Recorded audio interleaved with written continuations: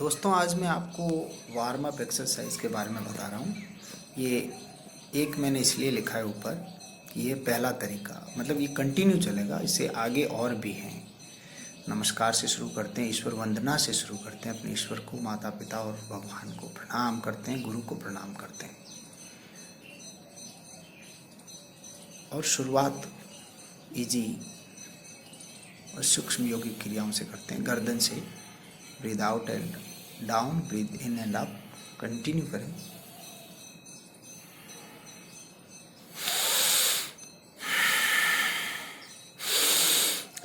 ऊपर जाते सांस भीतर लेना है। अब दाएं बाएं,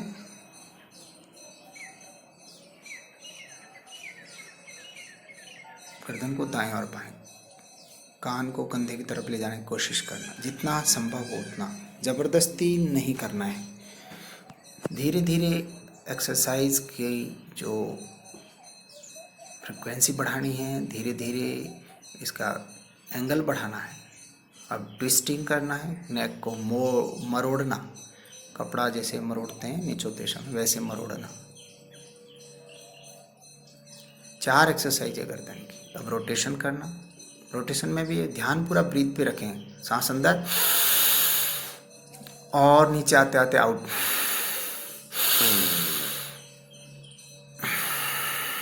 ये स्मूथली सांसों को साथ साथ लेना। पहले क्लॉकवाइज रोटेशन करते हैं, और जितने रोटेशन क्लॉकवाइज किए उतने ही रोटेशन एंटी क्लॉकवाइज करते हैं।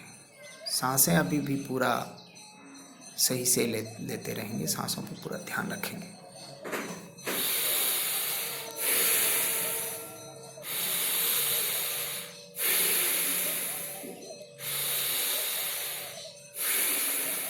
तो ये सांसों के साथ साथ करना है। अब कंधे की एक्सरसाइज करें।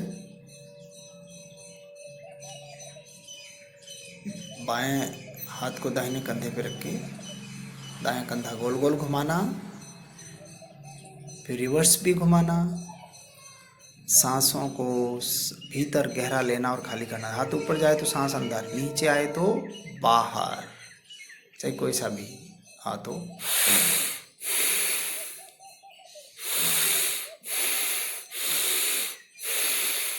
ऐसे कंटिन्यू भी कर सकते हैं। एक ब्रीथ बीच में रुक जाए तो भी कोई बात नहीं, रिवर्स कर लें। जब आप खुद करते हैं तो बराबर बराबर बैठता बैलेंस। दोनों हाथ से एक साथ करें। फ्रोजन शोल्डर के लिए, सर्वाइकल स्पॉन्डिलाइटिस के लिए ये गर्दन की और कंधों की एक्सरसाइज बहुत ज़रूरी है। कंधे जाम हो जाते हैं लोगों के, तो कभी जाम नहीं होंगे। ये 360 डिग्री घूमने वाला यहाँ पर जॉइंट होता है।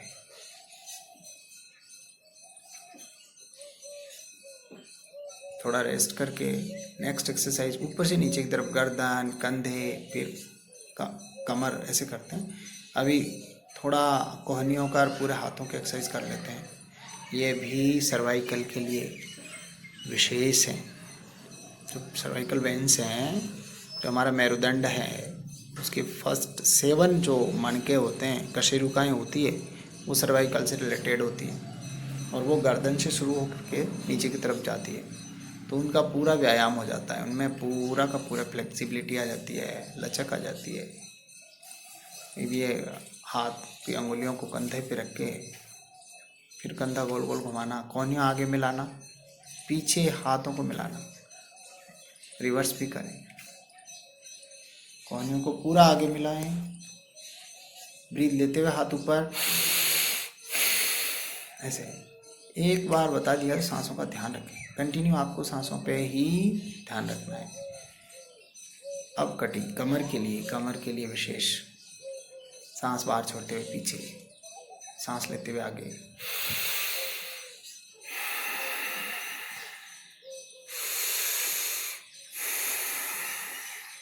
ये सांसों के साथ करें, बड़ा मजा आएगा। आपका ध्यान पूरा सांसों पर रहेगा।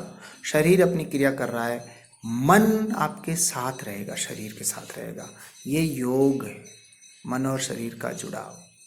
इसी को योग बोलते हैं। योग का मतलब ये क्रियाएं, आसन नहीं है। लोगों ने आसन को योग मान लिया। ये भी कमर के लिए ही है विशेष करके।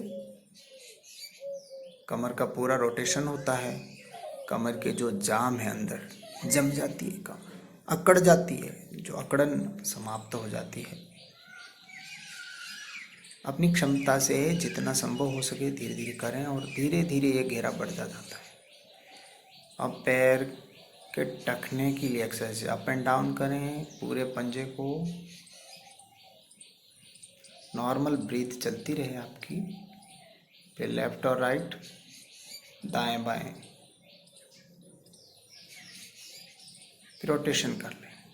ये टखने के लिए विशेष है। कई बार चलते चलते टखने में मोच आ जाती है, पैर उबड़ खाबड़ ज़मीन पे गिर जाता है, तो ये मोच से बचे रहते हैं क्योंकि हमारा टखने की आसपास की मांसपेशियां मजबूत हो जाती है और जो नस नाड़ियाँ हैं वो बड़ी सॉफ्ट रहती है, इसलिए उसमें वो अकड़न नहीं आएगी, जकड़न नहीं आएगी। दोनों पैरों से करें, अपने बैलेंस को चेक करें। देखिए आपका बैलेंस एक पैर पे कितना अच्छा है। बिना हिले डुले आप अगर खड़े हैं तो समझिए कि आपका बैलेंस है। शरीर का बैलेंस है तो साथ में मन का बैलेंस है। मन और शरीर का अगर बैलेंस होता है तो उसकी लाइफ संतुलित रहती है, बैलेंस्ड रहती है।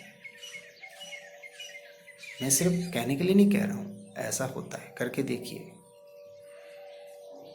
अब थोड़ा दौड़ लगाएंगे अपनी जगह पे। ट्रेडमिल का यूज़ करते हैं लोग, ज़रूरत नहीं है। योगिक एक्सरसाइज के अंदर हमारी बॉडी हमारा इक्विपमेंट है, हमारा उपकरण है।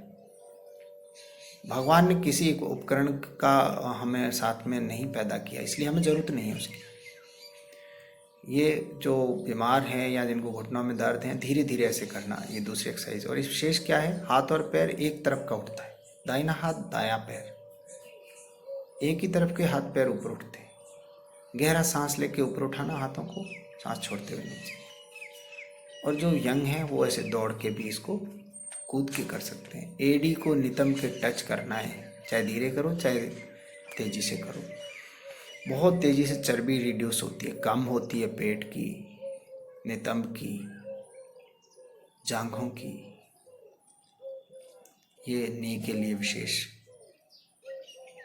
बैंड करना नी को जितना संभव हो सके, जितनी क्षमता हो, सामर्थ्य हो, उसी के अनुसार करें। जबरदस्ती नहीं करना है, बराबरी नहीं करनी है, दूसरे को देख के नहीं करना है। दूसरे को देख के सिर्फ सीखना है कि ऐसा होता है, मेरे से इतना ही होता है, उतना ही करना है। अगला ये भी नी के लिए विशेष करके पैर खोल के एक पैर पे वेट को शिफ्ट करके बैंड होना। ये भी अपनी क्षमता से करें, हाथ आगे लंबे रखें। ये दिखने में सहज है, जब करेंगे तो इसमें बड़ा जोर आता है। अभी ये मैं आपको बहुत सरल सरल और सामान्य तरीके से बता रहा हूँ।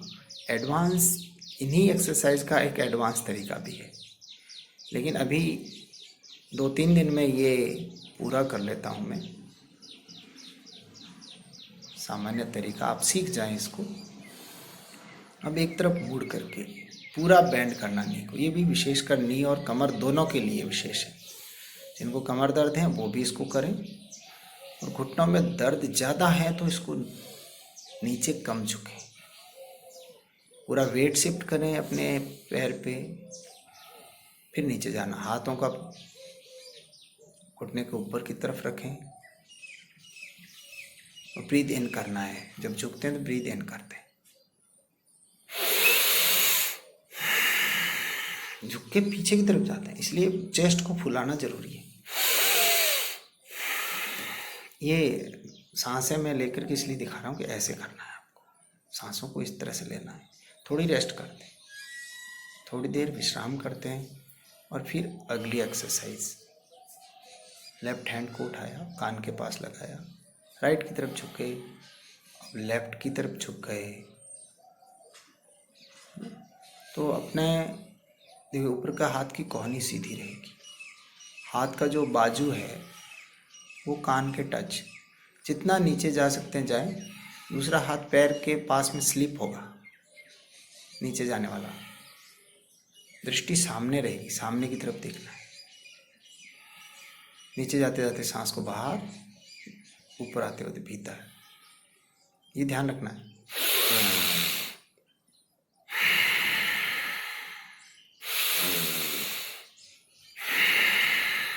सांसों के साथ पूरा ध्यान हमारी सांसों पे हो, पूरे शरीर पे हो। नीचे ज़्यादा भी जा सकते हैं आप, जितनी अपनी क्षमता है। शुरू में कम जा पाएंगे, साइड की चर्बी कम हो जाती है। बहुत लोगों के साइड में चर्बी बढ़ जाती है, कमर पे साइड में, वो कम हो जाती है इससे।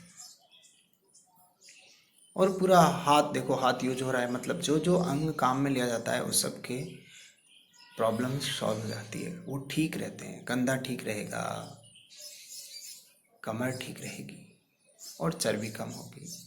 थोड़ा रिलैक्स करते हैं और उसके बाद अगली एक्सरसाइज के लिए तैयार हो जाते हैं। रिलैक्सेशन बहुत ज़रूरी है। डीप ब्रीथ करना चाहिए जब रिलैक्स करते हैं, और धीरे धीरे छोड़ना चाहिए। लंबा सांस लेना और धीरे छोड़ना। ये कूद के आने का मतलब है कि मेरे घुटने अभी ठीक है।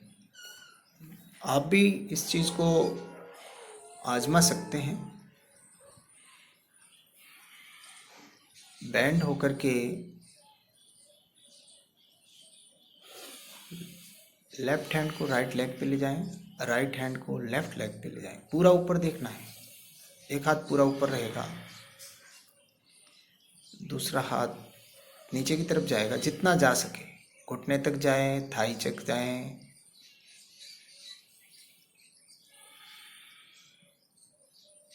ब्रीथ आउट करते हुए नीचे आना, ब्रीथ लेते हुए ऊपर।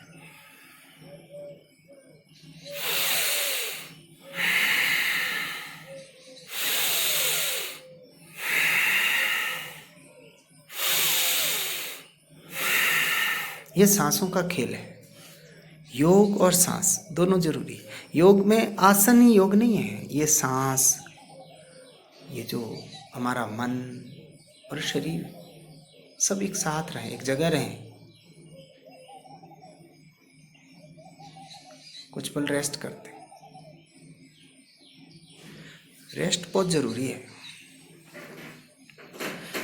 अगला दूसरे में